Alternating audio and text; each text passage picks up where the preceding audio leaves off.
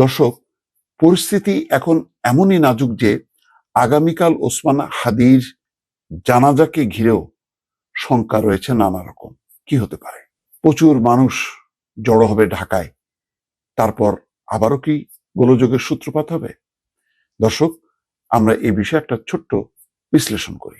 হাদির মৃত্যুকে ঘিরে সারা দেশ যখন শোকাহত, মানুষ যখন শোক করছে, অসংখ্য মানুষের চোখের পানি ঝরেছে, তখন একদল উগ্র হাদির কথা বলে, হাদির যে দর্শন, সেই দর্শনকে তোয়াক্কা না করে বা সেটাকে পাত্তা না দিয়ে হাদির মৃত্যুকে পুঁজি করে এমন কাণ্ড ঘটানো হচ্ছে, যার সাথে হাদির তার যে রাজনৈতিক লক্ষ্য, তার যে বক্তব্য, কোনোটাই মেলে না।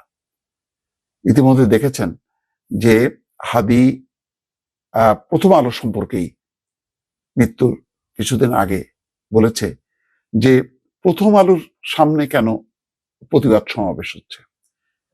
প্রত্যেকটা গণমাধ্যমে নিজস্ব পলিসি আছে। আপনারা প্রথম আলোর মতন 10টা প্রতিষ্ঠান করেন, করে আপনারা সেটা নিয়ে প্রচার করেন।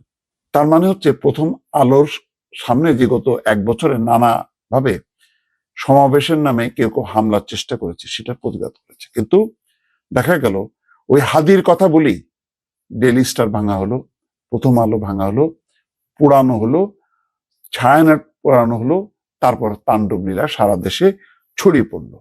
এই রাজনীতি কি হাদি করতো? এখন এই যে মহল বিশেষের তৎপরতা, সেই তৎপরতার ব্যাপারে সাংবাদিক জুলকারনাইন সায়ের একটা পোস্ট দিয়েছে। পোস্টটা উপেক্ষা করা যায় না এই কারণে যে জুলকারনাইন সায়ের যথেষ্ট রকম তথ্য অনুসন্ধান করে, অনেক গোপন হাড়ির খবর সে বের করে নিয়ে আসে।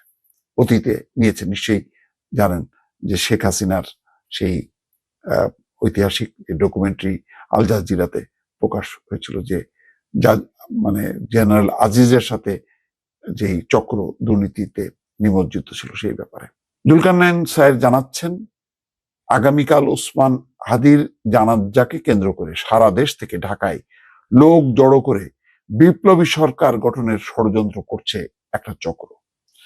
জানাজার নামে লোক সমাগম ঘটিয়ে এরা মূলত ধ্বংসাত্মক কার্যকলাপ চালাতে চেষ্টা করবে, যার অংশ হিসেবে বিদেশি দূতাবাসে হামলা এবং বিভিন্ন সরকারি স্থাপনায় হামলার চেষ্টা করা হবে।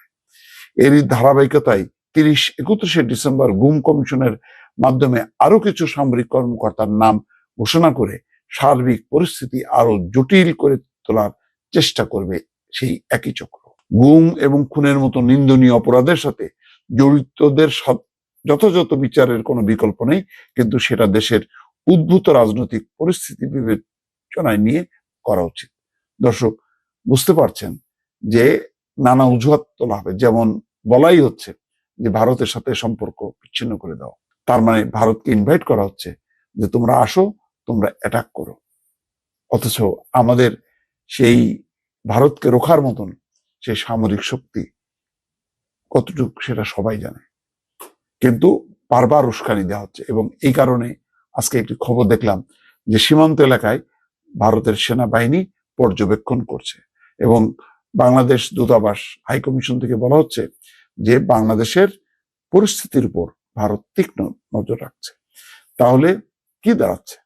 দাঁড়াচ্ছে হলো এই যে নির্বাচন যাতে না হতে পারে এবং তারেক রহমান আসার আগেই এমন একটা অস্থিতিশীল পরিবেশ তৈরি করে কেউ কেউ মনে করছে যে 5ই আগস্ট পট পরিবর্তনের সময় যেটা করা সম্ভব হয়নি, এখন হাদির মৃত্যুকে ঘিরে এই সুযোগ আর হাতছাড়া করা যাবে না।